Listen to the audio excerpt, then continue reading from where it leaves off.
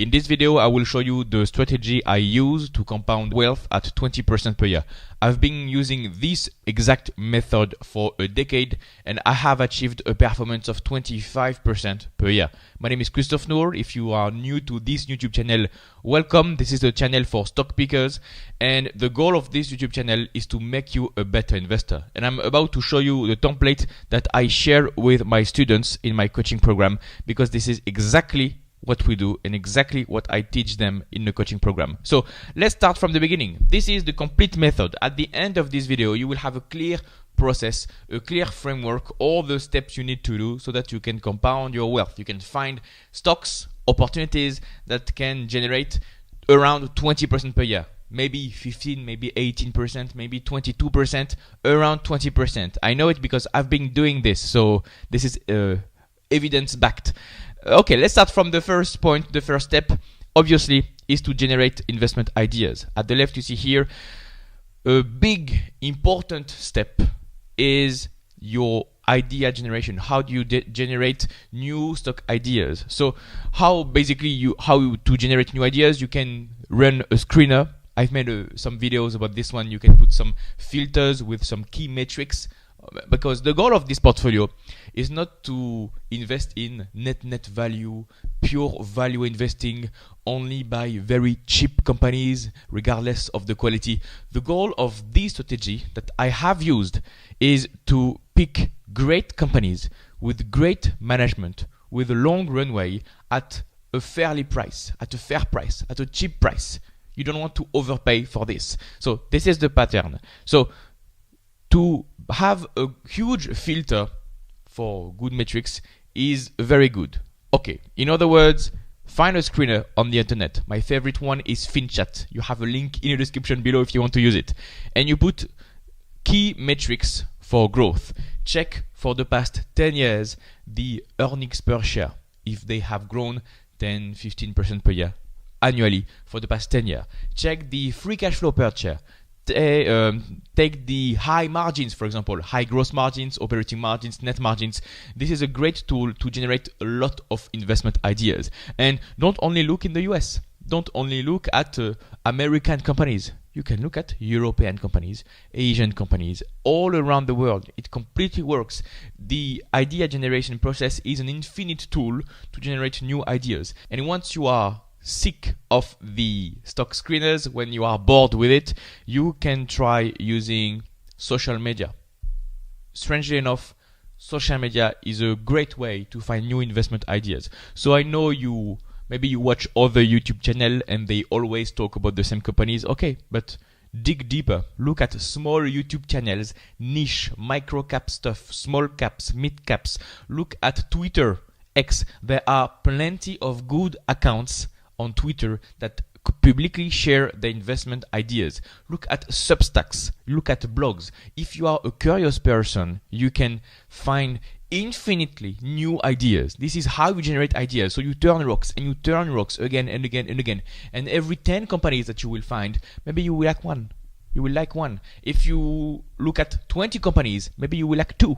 And again and again, and every day, if you look at 10 tickers, if you are a curious person, if you look at 10 companies every day, you are forced to find good investment ideas. And so you have blogs, articles, if you follow the news, if you are a curious person, if you, read the Wall Street Journal, you will read some articles. And if you are a curious person, you are forced to find new ideas for the stock. That's a great tool, infinite tool. And if you have some friends that invest in the stock market, you can talk with some friends and find new stocks. That's the way I do it also. I just discuss with people and it seems like we are passionate about a subject, about a topic. We look at the companies and that's how it's done. So now you know how to do it. You have plenty of sources completely for free on the internet. You can use the screening process, paid tools, free tools, anything can work.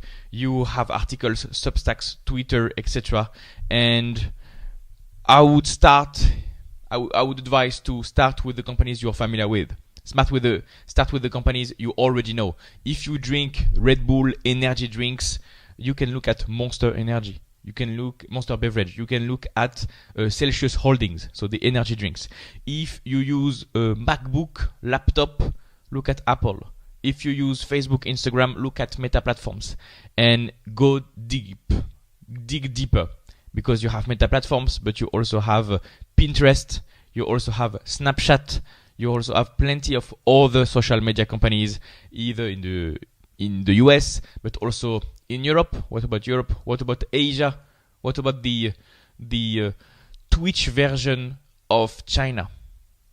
You can look it up. That's a great company that paid a large dividend recently. So yeah, very interesting companies around the world. I mean, check the Twitch platform. I mean, here is a ticker for you. Check the Twitch platform, like the streaming platform of Korea. The ticker symbol is SOAP, SOOP, SOAP Co. Look at this. Look on the internet. Thanks me later. Growing revenue, growing earnings, no debt, a lot of cash, a lot of free cash flow, and seems like a very healthy, profitable business that is growing. Nobody wants to look at the Stopco. Who looks at Stopco? I mean, and this is my job. This is also what I teach to my students. Look for companies where nobody is looking. By the way, if you want help with your portfolio and improve your returns, click the link in the description to book a free strategy call with me. We will see how we can work together to grow your portfolio in the long term. Okay, next step. Now you have a bunch of ideas. How do you analyze them? I mean, you have generated the idea, but let's look at step 2. Step 2, financial analysis. On this channel, I've made plenty of videos how to see the key metrics, what is important when you analyze a stock, what is not important when you analyze the stock, what are the ratios that you can monitor. And the goal of this financial analysis basically is to dismiss the investment idea as fast as possible. If you don't like the margins are decreasing, for example, dismiss, it's a pass, go and find another business. If you don't like the EPS, the earnings per share, growth, you don't feel like it, no, dismiss it. If you don't like the return on invested capital, the return on investment, the reinvestment process, dismiss. If they dilute shareholders with more shares, dismiss. The goal is to only keep the best, so you have to dismiss the average, mediocre company. And if you do this properly, you will avoid a lot of traps, because you will avoid the dying businesses. You will avoid the businesses that are at peak earnings, so earnings grow a lot and then decrease a lot, so you don't want to invest at this peak earnings, and you will dismiss maybe half of the companies here, maybe more than this. The second analysis you have to do is the competitive advantage analysis. The goal of this portfolio, to generate 20% per year, the goal is to invest in good, superior companies that are better than competition and will stay better than competition. So you want to see if they have a moat. You want to see if they have a competitive advantage. How can you check if this is the case? I mean, you can check some key metrics like gross margins. If you have a company with a high gross margin, that means that they have pricing power, so that could mean something. You can also check at high ROIC, return on invested capital. If you have a sustained high return on invested capital, like 20% per year, 30% per year, that could be a way to identify a moat. And then you go deeper. What is the moat? A moat can be the branding, like Ferrari. I mean, everybody knows Ferrari cars. A moat can be a switching cost. I mean, if you are editor and you use Photoshop or any Adobe product, it's very hard to switch. I mean, I've been editing my videos for 15 years, so for fun, for some friends, etc. So I have Final Cut Pro X on this laptop. I don't want to learn another editing tool. I don't care about the price. I don't care about this. It's just too hard. There is a switching cost. I know maybe that Adobe is better than what I currently have, but the cost of learning a new platform, editing, how to cut the shortcuts on the keyboards, that I don't want to. You have a switching cost. That's a moat. In the editing software industry, is an industry full of companies with moat, because people are lazy like me. I don't want to learn a new software. Okay, you have another moat like scale. Like, I mean, Facebook, we have 3 billion people on Facebook. If you want to reach out to somebody, You can just connect on Facebook or Instagram. That's very easy. You have WhatsApp. That's different kind of moat, and you have plenty of other moats. Cost advantage. I mean, the scale. Everything can work properly. Some companies have some lens, like Quechomutai. They make bottles of liquors of beiju in China, and this kind of beiju, this kind of alcohol, can only be made in some land. Okay. And this company owns the land, so nobody can take them away from them. Nobody can make beiju as good as them. They own the land. This is it.